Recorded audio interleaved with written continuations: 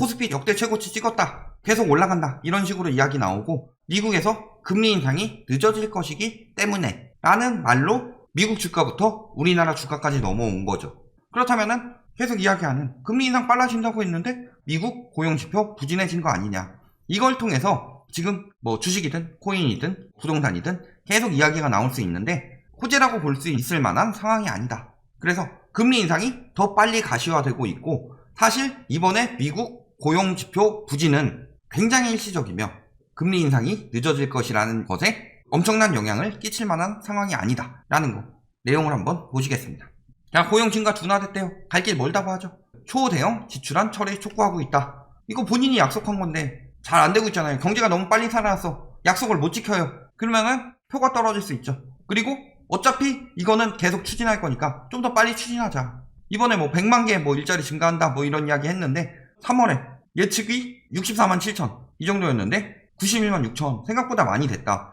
그 다음에 2월도 그렇고, 그런데 이번에는 거의 97만 개의 일자리가 늘어날 것이라고 생각했는데 26만 밖에 안 나왔다. 3분의 1 수준이죠. 너무 많이 줄어든 거 아니냐. 금리 인상 아직도 한참 멀었다, 이런 이야기 하고 있는 거죠. 저기는 뭐 예측이 90만 넘었지만 74만 명 예측한 데도 있었죠. 전미 고용 보고서에서 뭘 가지고 예측을 해요? 회사별로 조사를 해보지만 고용 이야기도 있고 급여 이런 걸로 추산해서 하는 거죠. 뭐 때문에 잡는다? 노동자 부족으로 이야기가 나왔죠. 즉 회사에서 고용 안 하는 게 아니라 노동자가 적다는 거죠. 지금 코로나로 인해서 실업자인데 무슨 고용 당하기가 싫어. 그 일이 실제로 일어났습니다. 실업급여가 572달러에 추가 실업수당이 300달러.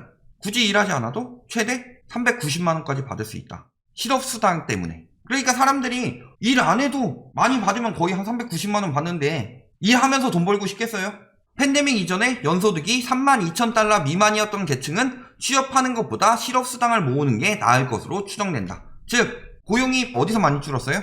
우리나라로 보면은 양극화가 심해졌다고 그랬죠. 소득이 적은 계층에서 실업이 늘어났죠. 그래서 이들이 다시 고용시장에 들어와야 하는데 뭐 때문에 안 들어오고 있다? 실업수당 때문에. 돈을 너무 많이 챙겨주니까 일해서 버는 것보다 쉬면서 들어오는 돈이 더 많을 수도 있네? 내가 왜 나가서 일해야 돼? 조금 더 적어도 일 안 해도 되는데? 이런 생각으로 지금 일을 안 하고 있는 거죠. 즉 경기가 안 살아나서 고용이 부족한 게 아니라 고용은 지금 엄청 필요로 하고 있는데 사람들이 꽁돈 때문에 일하지 않고 있는 거다. 그렇다면 둘 중에 하나죠. 꽁돈이 아예 없어지든가 많이 줄어든다든가 뭐 고용 비용을 좀 더 늘릴 수도 있는 거고, 어쨌든간 경기는 충분히 살아나고 있고 실업수당이 천년만년 주는 건 아니죠. 9월까지라고 그랬어요. 아무리 그렇더라도 9월에는 사람들 일 구해야 되죠. 고용 자리 엄청나게 많이 있고, 그러면 9월에는 고용 지표가 어떻게 나오겠어요? 100만 가뿐히 넘을 수도 있죠. 그때는 앞다투어 경쟁하겠죠. 실업수당 때문에 고용 지표가 약간 연기된 것이지 언제로 계획하고 있었어요? 완전 고용 계획하고 있었죠. 그러면 한 2달 미뤄져서 그래도 그 자리가 경기가 살아나면서 계속 고용을 할 건데 한꺼번에 확 늘어나면은 2달 뒤에는 7월, 8월 막 이렇게 9월까지 계속 늘어난 거 더한 거나 비스무리 할 거 아니에요. 올해 금리 인상한다고 그랬어요? 미국? 빨라도 22년 말이었죠. 더 빨라질 수도 있다는 거죠. 왜? 다른 건 다 괜찮고 고용만 딱 문제였는데 고용도 문제가 아니었더라. 근데 고용지표 낮았으니까 경제 안 살아난다, 이 이야기 하고 있죠. 고용지표는 낮았는데 더 받을 수 있는 소득들이 일 안 하는 거니까 소득은 문제 없다. 그러면 소비나 이런 지표는 계속 잘 돌아간다는 거죠. 우리나라랑 다르게 미국은 돈 찍어서 소비 돌리면 되니까. 4월에 고용 쇼크 났는데 옐런 금리 인상 발언이 실수일까? 라고 하는데 뭐라고 그래요? 이 사람이 초보자야. 초보자 아니죠. 노동경제학 전공한 경제학자. 예측 잘하는 것으로 정평난 사람이다. 역대 연준 의장 중 가장 높은 A 평가 받은 사람이다. 그런데 왜 금리 인상 발언을 했냐? 지금 통화정책과 조화 이뤄야 될 정책으로서 밝히는 것이 바람직하다는 시각이 많다. 통화정책 추진에 고용 창출을 우선시한다면 나올 수 있는 때이다. 기타 이야기들이 있죠. 실수가 아니라 계산이 깔린 묘수다. 지금 자산시장, 인플레이션 자산거품 일어나고 있죠. 이거 지금 금리 올라가면 떨어지는 거죠. 그러니까 너무 빨리 올라갔다가 확 꺼지게 되면은 그때는 경제위기가 쉽게 극복이 안 될 수도 있다. 미리부터 경고해 놓는 거죠. 실수가 아니라 지금쯤 나올 타이밍이고 그것이 지금 압박을 받고 있다, 이런 이야기죠.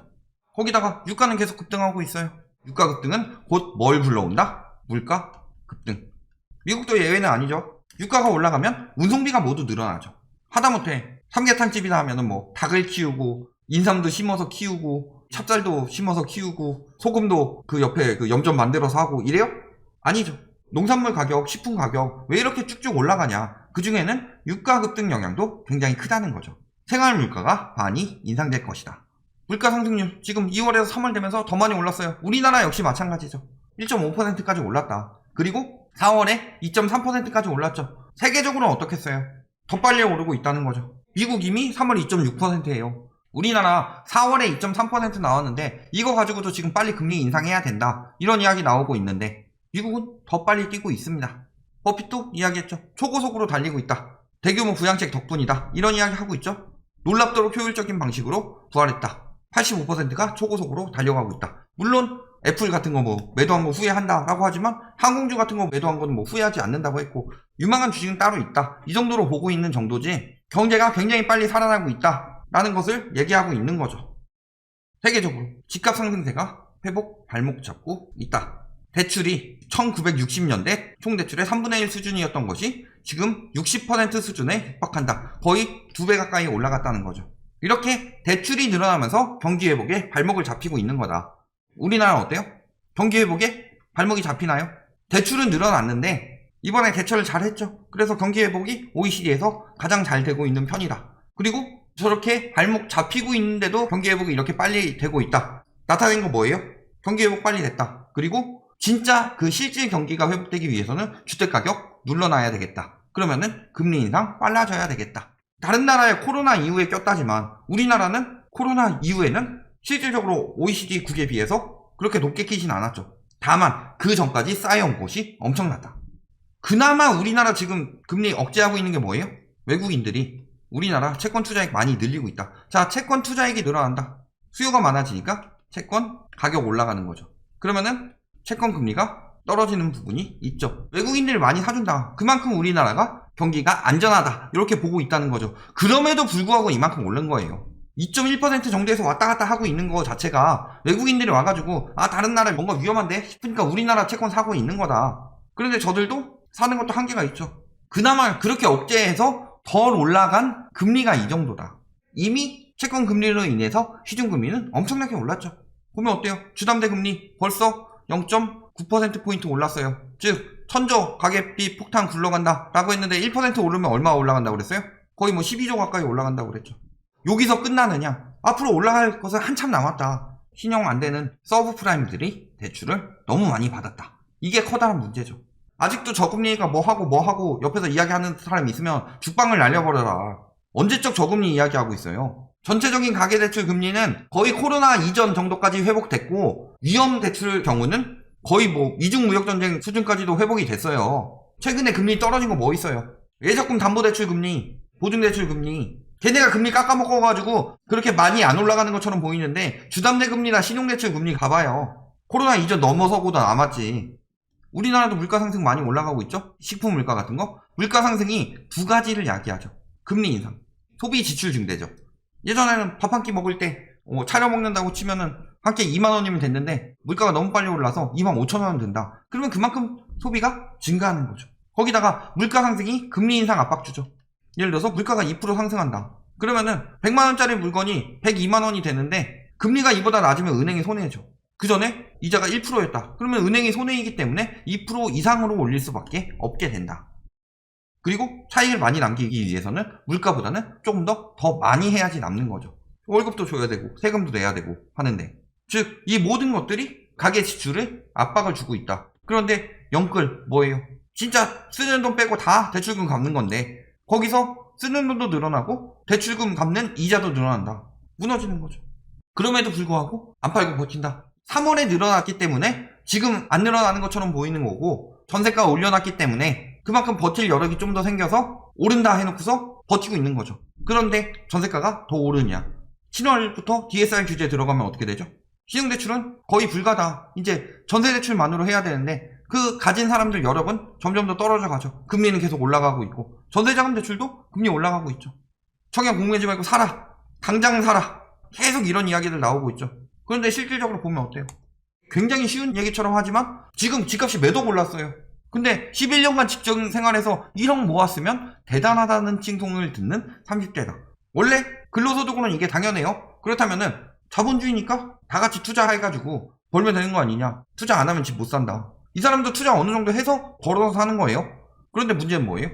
실질적으로 가계 소득이 이렇게 올라가는데 자산시장이 이거보다 더 빨리 올라간다. 그러면은 여러 사람의 손해를 한 명이 다 끌어안고 가는 거예요. 이게 언제까지 가느냐. 최후에 한 명 남을 때까지 가요? 그렇게까지는 못 가죠. 이제 빚을 가지고 떠받들어줄 돈이 없다. 빚도 너무 많고. 그렇기 때문에 지금 거래량이 굉장히 저조해진 거죠. 결론, 이 고용지표 부진은 뭐 때문이다? 일자리가 없어서가 아니라 사람들이 일을 안 해서. 쉬는 게 돈 더 주니까. 9월에 지원 마지막이죠. 그러면 이 이후에는 일자리 생긴 거에 사람들 엄청나게 들어갈 것이다. 그렇다면은 어차피 금리 인상 올해 내에 할 것이다. 이런 경우가 아니고 2023년 혹은 22년 말 이때쯤 할 건데 지금 했으니까 더 미뤄질 거야 이게 아니라 9월 이후에는 어차피 확 살아나면서 경제지표랑 똑같이 살아나는 게 보일 것이다. 그때 확 늘어나는 걸 보고서 금리 인상이 더 빨라진다는 것을 알 수 있다. 옐런 재무장관이 왜 그런 이야기를 했냐. 다 알고 하는 얘기죠. 거기다 우리나라 역시 마찬가지죠. 그리고 금리는 이미 엄청나게 올랐다. 그런데 자꾸 집 사라 이런 말에 지금 넘어가야 될 때냐. 심리만 남아있는 상황에서 호가만 올라가고 있는데 그 가격에 살 수 있는 여력이 없다. 지금도 앞으로도. 그렇기 때문에 가계대출 빨간불 들어오기 시작하면 어떻게 되는 거예요? 일본도 미국도 가계대출이 터지면서 결국에 부동산 대폭락 사태를 만들어냈고 미국은 그 뒤에도 세계에서 사람들이 찾는 나라니까 어쨌든 다시 오를 수 있었지만 일본 같은 경우는 생산 가능 인구가 감소하고 있는 상황이었기 때문에 30년째 이 모양이다. 돈 아무리 풀어도 요만큼밖에 안 올랐다. 그런데도 불구하고 지금 당장 집 사라 라고 하는 것은 이 마지막 시장의 가장 큰 차익을 보고 당신한테 그 빚을 다 떠넘기고 가려는 것일 뿐이다. 이렇게 알아두시면 되겠습니다.